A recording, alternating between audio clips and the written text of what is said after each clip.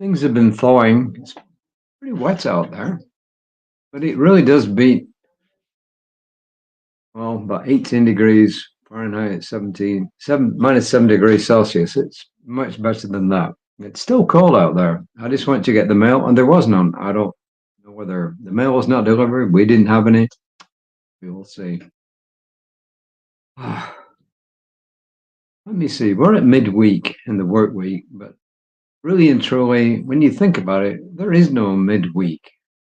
You can kind of argue looking at a calendar, there's 7 days in a week, pick your start date, pick your end date, and different places around the world have got different starting days. So the midweek kind of shifts depending where you are and what your religion is and when you celebrate your holiday. In the West, this is theoretically hump day, which I don't like it because it kind of implies you're trying to get through the week.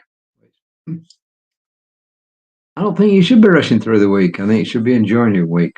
Anyway, to today's reading, it's called Create Your Rituals. How about that? Create Your Rituals. First quote is from Rob Bell. I looked him up. He's a former pastor of a major fast-growing church. He left this particular church in 2011. He's written a bunch of books. And funnily enough, his middle name is Holmes. It's actually Robert Holmes Bell, believe it or not. So isn't that a coincidence? Find your rituals, develop your routines, create those practices that ground and center you. Stick to them. Don't apologize for them. Treat them, even the small things, like they're big things. Create your rituals. And it's from How to Be Here, a guide to creating a life worth living. Rob Holmes Bell. One of the great difficulties in the new order of thought is that we're likely to indulge in too much theory and too little practice. And this was Ernest Holmes, Science of Mind, page 51. One of the great difficulties in the new order of thought is that we're likely to indulge in too much theory and too little practice. Nowadays, you could say one of the great difficulties in the new order is looking up from your phone and actually communicating with those around you, but that's another story. A ritual is an act done regularly. I have a ritual of drinking a cup or two of coffee every morning, says Rev Kelly. I enjoy doing this before anyone else gets up. While the house is quiet, it's peaceful. This ritual grounds me and allows me to ease into my day by honoring myself first. Rituals are spiritual acts. They often have a personal and healing value and involve mindfulness. We have rituals for weddings and funerals, the birth of babies, and celebrating birthdays. These are rituals that many families engage in. She goes on to say, it's easy to go through the motions of life, even in our daily spiritual practice, without putting much thought or effort into our actions. Rituals ask us to stop, be intentional in our actions, and aware of this moment in time. The point of a ritual is to take time out of our day to honor and recognize the passage of time, to acknowledge a beginning and an ending. I think it's more than this, but we'll get to that in a second. As a chaplain, says Reverend Kelly, at the local hospital, I use the time I take to rub hand sanitizer on my hands before I enter a room as a ritual. I pause, take a breath, and mindfully ground myself, anchoring my complete focus on being present in each encounter.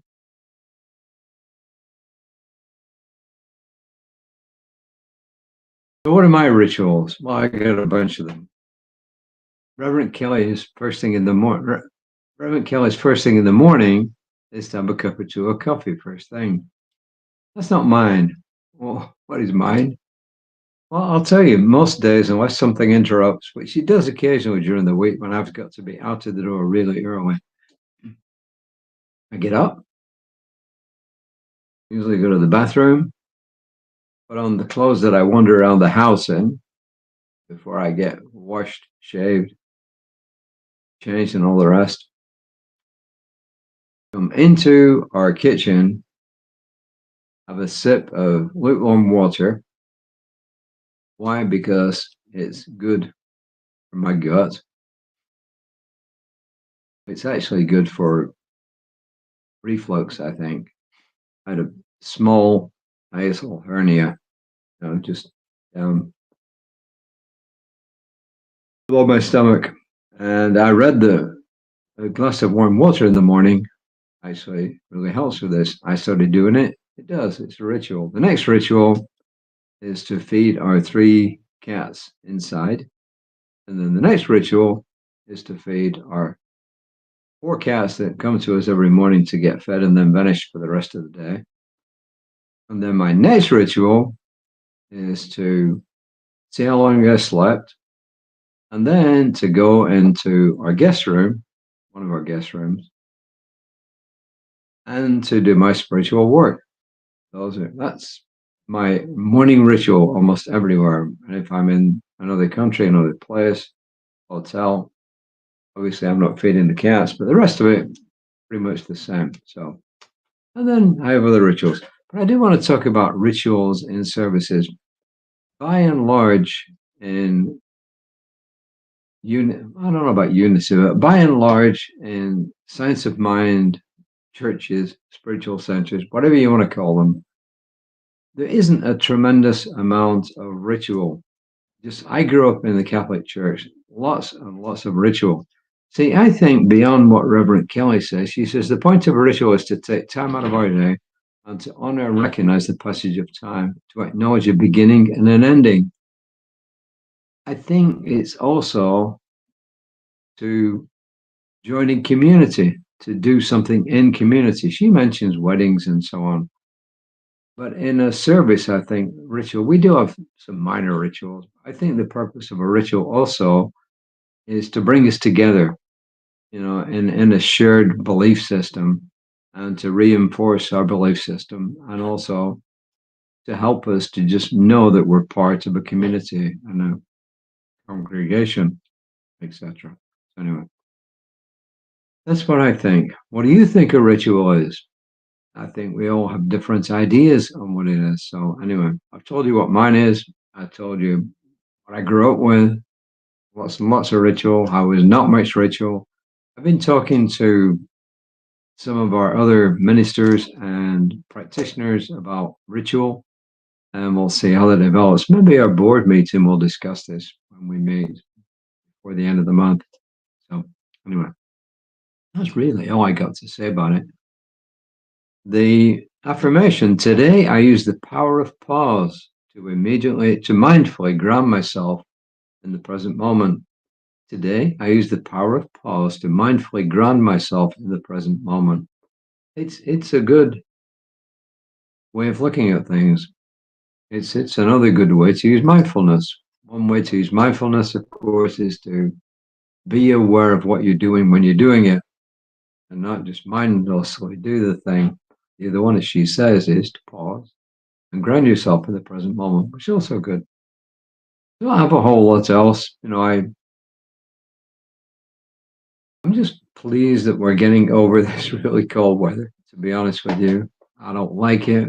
I prefer warm weather, but there we are. We all have different likes and dislikes. So what do you think about ritual? What does ritual mean to you? Do you have ritual in your life?